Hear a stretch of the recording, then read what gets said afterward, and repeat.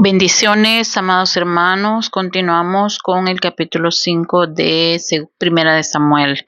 Una disculpa, pero me ha atrasado un poquito con los videos. Ustedes saben que no solamente estoy haciendo videos acerca de primera carta primer libro de Samuel, sino que pues también hago otros videos, así que mis disculpas, amados. Pero bueno, aquí vamos con el capítulo 5. Dice, cuando los filisteos capturaron el arca de Dios, la llevaron desde Ebenezer a Asdod.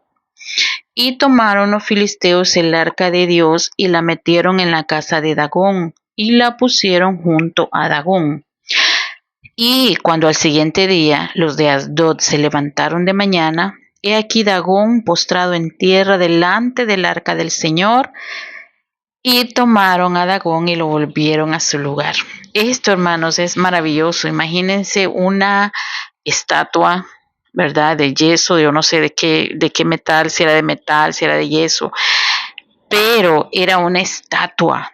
Y cuando el arca de Dios fue puesta en ese lugar, esta estatua amaneció, pues literalmente postrado delante de esa arca. Díganme si eso no nos habla del poder tan maravilloso de Dios. Y volviéndose a levantar de mañana al siguiente día, o sea, ellos vinieron y lo pusieron nuevamente en su lugar, pero al siguiente día dice, he aquí que Dagón había caído postrado en tierra delante del arca del Señor, y la cabeza de Dagón y las dos palmas de sus manos estaban cortadas sobre el umbral, habiéndole quedado a Dagón el tronco solamente. Ay, hermanos, no puedo evitar reírme, porque realmente, como dice la misma palabra, los ídolos no tienen poder, y ahí está claramente ilustrado que no tienen poder y que Dios más bien tiene el poder de hacerlos pues postrarse ante Él, ¿no? Y no solamente eso, sino de destruirlos, de cortarles la cabeza, las manos y todo, mis amados. Ese es el poder de nuestro Dios. Por esta causa, los sacerdotes de Dagón y todos los que entran en el templo de Dagón no pisan el umbral de Dagón en Asdod hasta hoy. Y se agravó la mano del Señor sobre los de Asdod y los destruyó y los hirió con tumores en Asdod y en todo su territorio. Y viendo esto, los de Asdod dijeron, no quede con nosotros el arca del Dios de Israel, porque su mano es dura sobre nosotros y sobre nuestro Dios Dagón. Convocaron pues a todos los príncipes de los filisteos y les dijeron, ¿qué haremos del arca del Dios de Israel? Y ellos respondieron, pásese el arca del Dios de Israel a Gat. Antes de continuar les tengo un detallito. Dice que el arca del Señor, primeramente, pues la tomaron y la llevaron a Ebenezer. Ebenezer significa piedra de ayuda o roca de auxilio. Y luego la trasladaron a Asdod.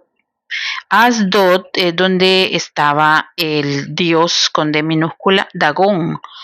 Asdod significa fortaleza, fortaleza o castillo, ¿sí?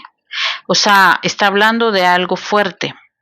Ahí es donde Dios humilló a Dagón. Entonces ahora dice acá en lo que estamos leyendo que fue trasladada a Gat. Gat significa lagar o prensa de uvas, quebranto. Bueno, ahí lo que hubo fue quebranto y Él los afligió, igual que en los otros lugares, ¿no? Entonces dice, y pasaron allá el arca de Israel, o sea, a Gat. Versículo 9. Y aconteció que cuando la habían pasado, la mano del Señor estuvo contra la ciudad con gran quebranto y afligió a los hombres de aquella ciudad desde el chico hasta el grande, y se llenaron de tumores. Entonces enviaron el arca de Dios a Ecrón. Ecrón significa desarraigar. Consternación de muerte hubo en ese lugar y dice que la mano de Dios se agravó. Bueno, vamos a continuar leyendo, solo para que tengan el dato de lo que significan estos lugares donde el Señor fue llevado según el arca, ¿no? Entonces dice, enviaron el arca de Dios a Ecrón. ¿Y cuándo? Cuando el arca cuando el arca de Dios vino a Ecrón, los ecronitas dieron voces diciendo, han pasado a nosotros el arca del Dios de Israel para matarnos a nosotros y a nuestro pueblo. Y enviaron y reunieron a todos los príncipes de los filisteos diciendo, enviad el arca del Dios de Israel y vuelva hacia su lugar y no nos mate a nosotros ni a nuestro pueblo, porque había consternación de muerte en toda la ciudad y la mano de Dios se había agravado allí. Y los que no morían eran heridos de tumores y el clamor de la ciudad subía al cielo. Tremendo, tremendo el poder de Dios. Fíjense que era el arca en aquel tiempo, representaba la presencia de Dios. Entonces, cuando el arca de Dios está en presencia de gente impía, de gente pecadora, de gente mala, pues está para maldición. La presencia de Dios está para maldición. Aunque estos lugares tenían nombres de fortaleza, de piedra de ayuda, o sea, de cosas fuertes aparentemente, porque ellos se sentían que eran fuertes, que eran poderosos. Pero ante la presencia de Dios, ellos quedaron pues destruidos, enfermos, los que no morían. O sea, ahí claramente dice que los que no morían pues quedaban con tumores, o sea, los que no tenían tumores es porque habían muerto ya. Así que eso pasa realmente cuando alguien que lleva la presencia de Dios, recordémonos que ahora la presencia de Dios anda en todos aquellos que han buscado de Dios, que han creído en Él, que se han arrepentido y que están cada día limpiándose y santificándose. La presencia de Dios está en ti.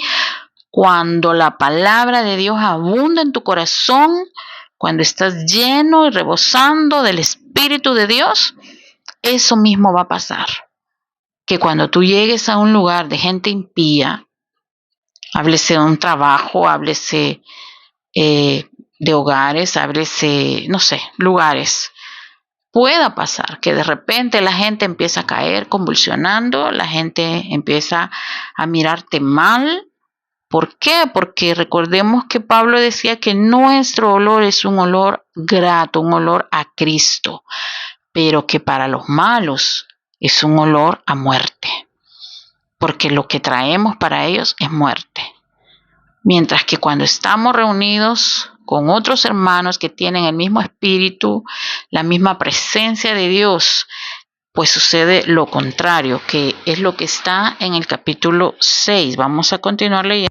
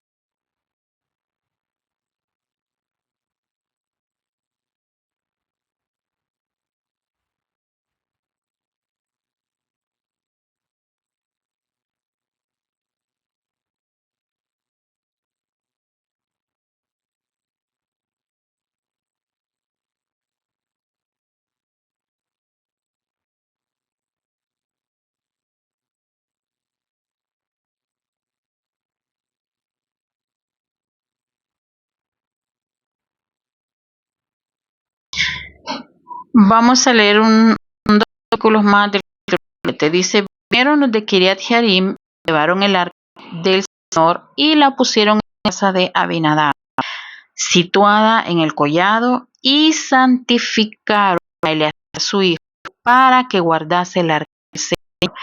Desde el día que llegó el arca hasta Kiriat Jearim pasaron muchos días, 20 años, y toda la casa de Israel la andaba en voz del Señor. Entonces aquí podemos ver, hermanos, qué importante es, la santidad. Porque dice que lo llevaron a Bet-Semes, en el lugar murieron 50.070 hombres por haber visto dentro de la, porque eso no está permitido para el pueblo de Israel. Cuando vamos allá al Éxodo, vamos a darnos cuenta que cuando el Señor, no sé si está en Éxodo o en Levítico, pero el Señor ordena a Moisés todo lo que tenía que hacer, una de las cosas es que nadie podía ver dentro del arca y solamente levitas podían cargar el arca. Y bueno, entonces vemos acá que ellos solamente quizás bajaron el arca de así, ellos sin, que creo que acá dice que levitas dejaron, pero dejaron ahí en Bet-Semes el arca y pues seguramente muchos de ellos vieron dentro y el Señor pues mató a 50.070 hombres. Es muy triste eso, que muchas veces por ignorancia cometemos pecados. Esos son los pecados de ignorancia. Y pues claro, traen consecuencias. Estas personas pues tienen que morir. Pero luego vemos que fue llevada a Kiriat Jearim, a la casa de Josué, se llama. Así se llama, ¿no? A la casa, dice, vinieron de que llevaron el arca y la pusieron en la casa, en la casa de Aminadab, situada al collado. Y no solamente eso, que también santificaron a Eleazar, su hijo, para que guardase el arca de Dios. Entonces, el arca de Dios estuvo 20 años en este hogar. 20 años. Yo supongo y pienso, y no sé si está registrado en algún lugar de la Biblia, no lo recuerdo ahorita, que Dios bendijo mucho a esta persona, a esta familia, en esta casa donde estuvo, fue muy bendecida, porque ciertamente los que vivían ahí se santificaron y se mantenían, ¿no? Limpios ante del Señor.